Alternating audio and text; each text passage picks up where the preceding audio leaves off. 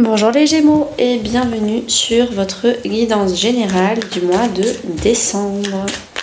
On va aller voir ce qui se passe pour vous en décembre. Et en attendant, n'hésitez pas à aller me rejoindre sur Instagram, Anaïs Énergie. Il y a plein d'horoscopes en plus, plein de conseils sur la cartomancie, le tarot.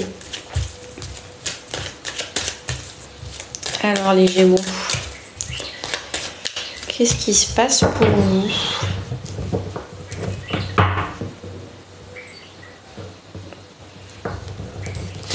Énergie porteuse. Bah ça c'est, on adore, ça commence bien. Le début du mois de décembre, ce que vous souhaitez, ce qui va vous aider, le défi, la vie perso, la vie pro, la vie intérieure et à la fin du mois. Alors, le dos de deck, le contexte, qu'est-ce qui s'est passé ces dernières semaines, ces derniers mois. Ces dernières semaines, ces derniers mois, on a appris à ralentir et à se faire aider, à pas tout faire tout seul. D'ailleurs, ça va rejoindre ça là, on verra très vite. Quand je l'ai vu, j'ai fait OK. Mais vraiment, c'est ça. On ralentit, on fait un peu tous les jours. Par exemple, on essaye de travailler un peu tous les jours sur on a un gros projet, un gros dossier. Plutôt que de faire un mois de ce projet, on décide de prendre 2 mois et de le faire au fur et à mesure, de s'avancer, de se faire aider, de demander à des gens, à des collègues, à des prestataires externes de nous aider parce qu'au bout d'un moment c'est plus possible. L'énergie principale et porteuse, c'est le 10 de coupe. On nous demande de kiffer, de partager notre bonheur à plusieurs, de profiter de la vie, d'être dans le cœur, dans les émotions, dans notre famille d'âme, de nous entourer de gens qui nous ressemblent, de se constituer un entourage qui vibre à la même fréquence que nous et de passer du temps avec eux. Au début du mois, j'allais dire d'août, au début du mois d'août. Alors, qu'est-ce qui s'est passé en août? Est-ce que vous avez kiffé votre mois d'août? N'hésitez pas à me le dire. Bref, au début du mois de décembre, on a le pendu. Vous faites une pause. Peut-être que vous êtes bloqué quelque part. Mais en tout cas, cette pause, ce confinement, ce je sais pas quoi, j'ai pas d'autre mot que pause, vous force à voir vraiment les choses autrement. Plutôt que d'avoir la tête en haut, là vous avez la tête en bas et donc du coup ça vous fait avoir un autre point de vue sur la vie, sur qu'est-ce qui se passe, sur c'est quoi le bonheur, sur pourquoi je me suis acharnée et j'avais pas demandé de l'aide plus tôt, sur je ne sais pas quoi.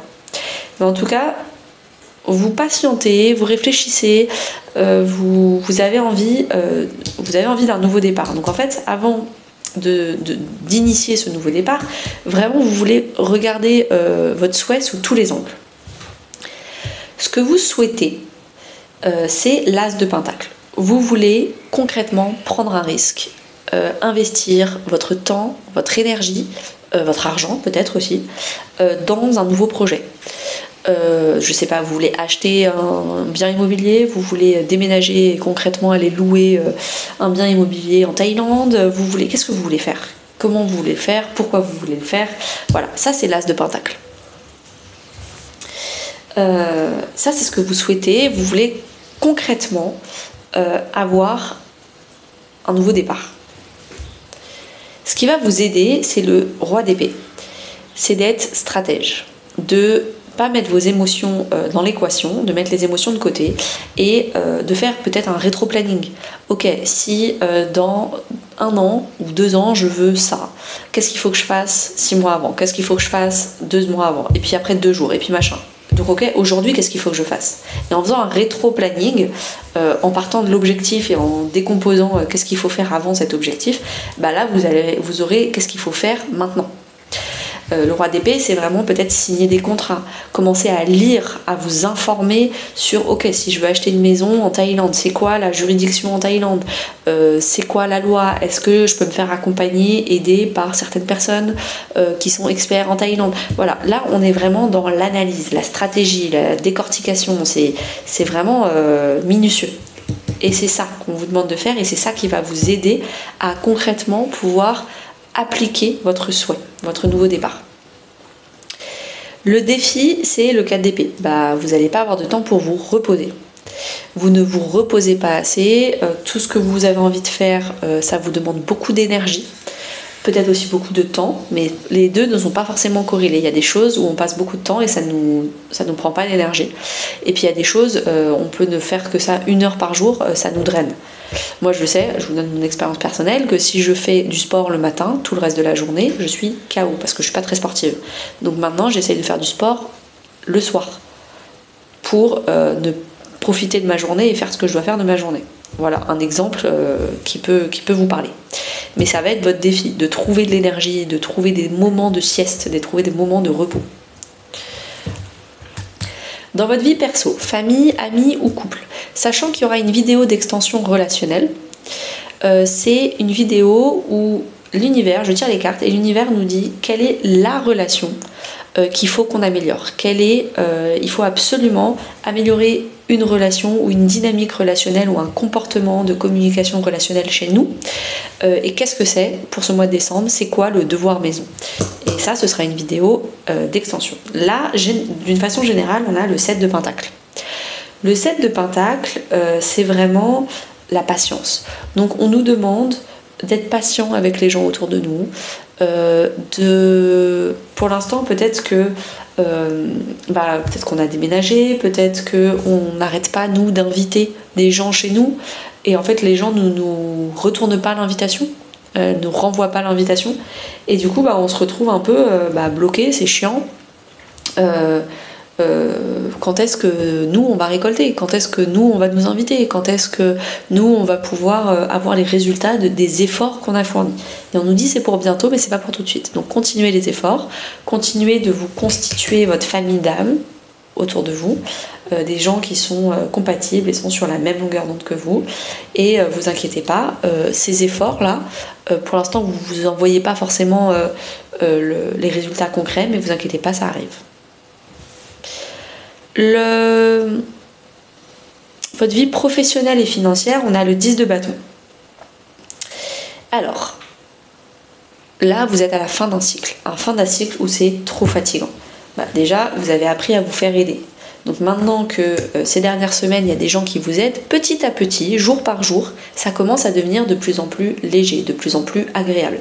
Et puis maintenant, vous savez comment demander de l'aide, parce que là, le 10 de bâton, c'est la carte du burn-out. Vous êtes épuisé, fatigué. D'ailleurs, vous n'arrivez même plus à trouver du temps pour vous reposer.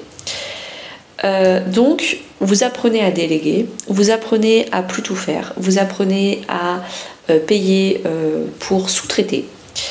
Donc voilà, il y a de la sous-traitance, il y a de la délégation, il y a plein de choses qui fait que maintenant, vous retrouvez de l'énergie. Puis en plus, c'est bientôt les vacances, donc vous allez enfin peut-être vous reposer. Roi de coupe. Dans la vie intérieure, spirituelle, voire même religieuse. Le roi de coupe, c'est celui qui est en parfaite stabilité émotionnelle. S'il y a des gens stressés autour de vous, c'est pas votre problème.